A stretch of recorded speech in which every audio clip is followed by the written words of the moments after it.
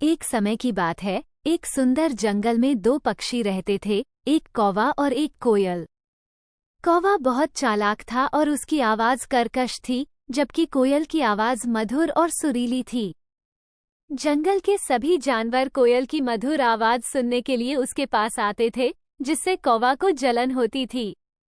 एक दिन कौवा ने सोचा, अगर मैं भी कोयल की तरह गा सकता तो सभी जानवर मेरी तरफ भी आकर्षित होते।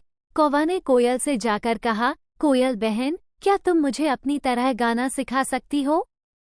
कोयल ने मुस्कुराते हुए कहा, कौवा भाई, मेरी आवाज प्राकृतिक है, इसे सिखाना मुश्किल है। लेकिन तुम अपनी आवाज में भी कुछ अच्छा कर सकते हो। कौवा को कोयल की बात समझ नहीं आई और उसने खुद ही कोयल की तरह गाने की कोशिश शुरू कर दी। उसने अपनी कर्कश आवाज को बदलने का बहुत प्रयास किया, लेकिन उसकी आवाज और भी कर्कश हो गई। जंगल के अन्य जानवर उसकी आवाज सुनकर हंसने लगे। कौवा को बहुत शर्मिंदगी महसूस हुई। अगले दिन कौवा ने अपनी गलती मानी और कोयल से माफी मांगी। कोयल ने उसे समझाते हुए कहा, कौवा भाई, हर किसी की अपनी विशेषता होती है। तुम्हारी कर्कश आवाज में भी एक अनोखी बात है। हमें अपनी विशेषताओं को अपनाना चाहिए और उसी में खुश रहना चाहिए। कुछ दिनों बाद जंगल में एक संगीत प्रतियोगिता का आयोजन हुआ।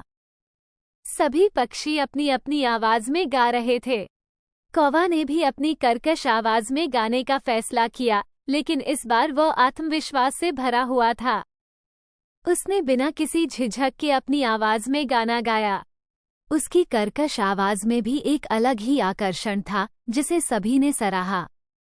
कोयल ने भी कौवा की तारीफ की और कहा, कौवा भाई, तुमने साबित कर दिया कि हमें अपनी असली आवाज और विशेषता को अपनाना चाहिए।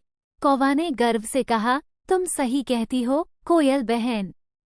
हमें वही बनना चाहिए जो हम वास्तव में हैं। इस घटना के बाद कौवा और कोयल अच्छे दोस्त बन गए और एक दूसरे की विशेषताओं का सम्मान करने लगे।